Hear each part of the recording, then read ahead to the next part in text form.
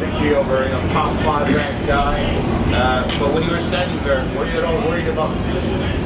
When they said all 3 calls unanimous, just because I felt I lost the first round, I will give Illir that. He definitely took it to me in the first round. He had a really good game plan. He caught me with my head going off the wrong way. So when they say a winner about all 3 judges say the same thing, my heart just dropped. You know, I thought for sure I won the second and third. But when they said I won the first, second, and third, that was definitely a great feeling. Corey, you lift up over here. What's up with your language? What's going on? That motherfucker kick hard. Excuse my language, mama. I forgot every time I cuss, my mom get mad at me. But yeah, he kicks hard. You know, those leg kicks, and he wasn't kicking in the leg. Like, no, he's doing those calf kicks you hear about. And that was my first time ever getting calf kicked, and I don't want to get calf kicked again. Put it that way. Dominic said in commentary, after you took 2 of those, he said, if he takes 1 more, I don't think he can move his leg. Did you feel like you were just maybe 1 good kick away from like... No.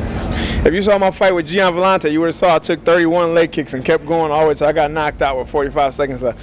I'm the type, it don't matter if I'm hurt, you're going to have to kill me. I'm not going to stop for an injury.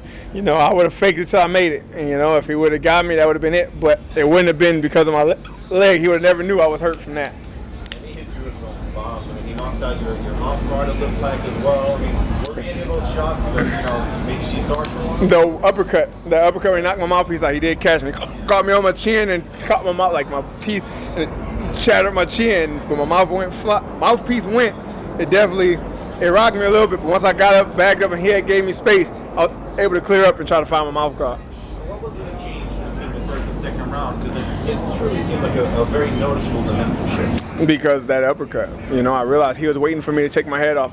Everything he was throwing was a rear uppercut or with the right hand. He was just going rear uppercut or a rear short hook trying to catch my head because he knows I shoot with my head to the right, which is great for him and his coaches. He figured it out. He stopped my shots that way, and he came with uppercuts and hooks. I don't know why I can't get these hiccups. I'm sorry. But when I realized that he was catching that, it was like no more head off. You know, we just got to stand and bang, and hopefully if I get the takedown, it's going to be because he over punches and I level change and get underneath him. So where does this put you in the position to beat Latifi, number 5, I believe? Where are you now? You would think I at least go number 5, but we never know. Last time I beat the number 3 ranked guy and they put me at 6. Now I'm ranked 10th and I haven't even lost. You know, it's kind of weird. They don't respect me. I guess it's because I'm not knocking guys out, I'm not choking guys out, whatever it is, but I'm winning. You know? I don't know who's in charge of the rankings, but whoever's in charge of the ranking, y'all don't respect me. You know, whether it's a UFC, whether it's some no Joes, some average Joes, whatever it is. If it's you guys, whoever, if one of you here, hey, you can keep dissing me. I'm still here. 13 fights deep in 4 years. I got just as many. The only person that have more fights than me in the 205 division is John Jones at OSP. And everybody else has been in the UFC for 8 and 7 years, and I've only been here 4 years, and I got 13 fights. I'm now 9-4. I've never turned down a fight. They've called me on 2 weeks' notice to fight Jan Blachowicz. I took that. They called me on a week notice to fight Fabio Maldonado on my 3rd fight. I took that. Anytime my manager called me, I say, send me a contract. You know, and they keep dogging me out because I'm not getting finishes. That's okay. And the people say, oh, Corey is 2-2 in his last 4 fights or whatever. Corey also fought 4 times in the last year when it was who gonna get the title shot. Gustafsson fought 4 times in the last 5 years. You know, people don't think about that stuff. I got 14 or 13 fights now in 4 years. These guys have been fighting 7 years and don't have that many fights. You know, I'm fighting consistently. I'm in the gym at all times. If Dana White called me when I healed up and said, yo, it's an opportunity. If my son wasn't being born, I didn't have to be there, I would be there. But they don't respect that. You know, they just see the losses. It's a bunch of casual fans running their mouth on Twitter and making it say, oh, Corey gonna get stumped out. Illir Latifi is going to be too much for Corey. Glover Teixeira is going to be too much for Corey. They're going to knock him out. Yeah, I've been knocked out 3 times. That's okay. But guess what? I'm out there. What are you doing? I'm going to show up every time. What are you doing? If I came to your house right now and said, square up, are you going to step outside or are you going to close the door? Because I know one thing. You ever call my name, I'm going to be there. I'm like the candy man. You save me 3 times, I'm popping up. Let's get it. So never mind what they say about you. Where do you see yourself in the division? What should be next for Corey?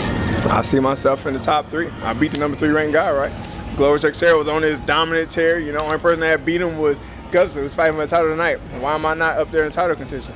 He finished him in the 5th round. You know, I dominated him for 3 rounds. It wasn't even close. I never was even hurt in that fight. So why don't Corey get the respect that Glover and all these guys get? Because Gustafsson had one of the best fights with John Jones. It is what it is. Like I told my wife, I can't fight the people that control the rankings and my opponents.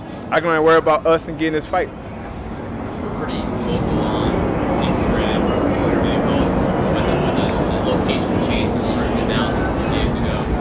Now that Did it play a part? Did it affect anything at all? The only thing it affected, it messed up one of my weight cut workouts. You know, I was scheduled to be in the PI from 8 to 9 or something like that. They told us ahead of time, schedule your time in the PI as soon as you can.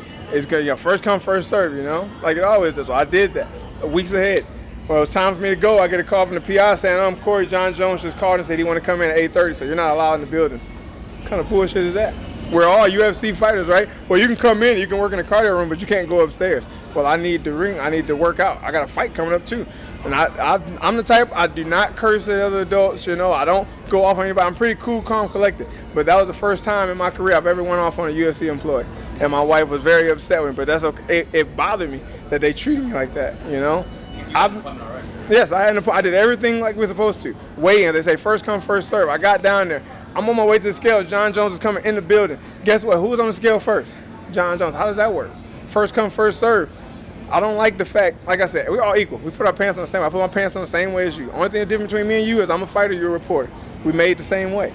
You know, my heart might be a little different, your mind might be smarter. But I don't like the fact that people put one person on the pedestal, you know? Which day was that earlier this week in the PI? This is in Vegas, before we left Vegas. I was like Wednesday or whatever. You know, I'm strict to a schedule. My training schedule, if I got something set, that's where I am. I tell my coaches, my wife, no, you come to my house every day, I got 3 bags, I train 3 times a day, set up at the door, ready to go. My meals, my shakes, everything ready to go. When they did that, it kind of threw me off. I don't like being the person that's like in the blind trying to figure out what's next. I like to have a schedule set, and the fact they did that, it's kind of, that let me know, like, they really don't, if you're not one of these top guys selling tickets, it really doesn't matter.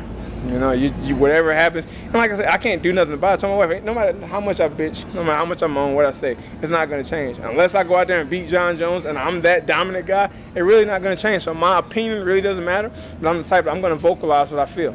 If I get punished for it, if they cut me, if something happens, I get penalized and Dana White's upset, my manager's mad, whatever, it is what it is. But I know at the end of the day, Corey said what he was going to say. I'm not going to bite my tongue, and I'm not going to speak what somebody wants me to say, because that's not how I was raised. My parents told me, you say what's right, you do what's right, and you say what you feel. Never bite your tongue if you feel something's wrong.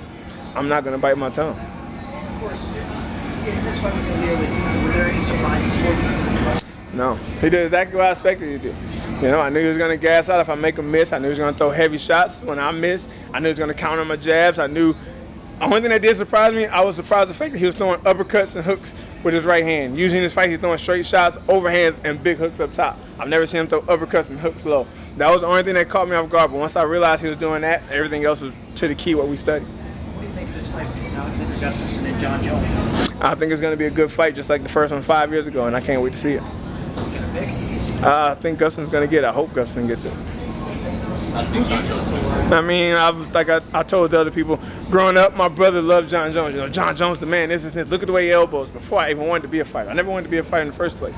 This is college wrestling. If you got that mentality John Jones had when he stepped in that cage, nobody beat you on the mat. You know, growing up, like I told you, it's kind of hard when you're a kid or younger and you're looking up to somebody. It's like, damn, that man's amazing. Like, I can't wait to one day be able to do like he do. And then you get to the point and you actually get to see that person in action, and you know you're at the same stage as him, and you realize this person that I looked up to growing up is not what I thought it was. It kind of hurts, you know, especially on my brother. My brother's my hero. You know, my brother, everything my brother said, I honored that.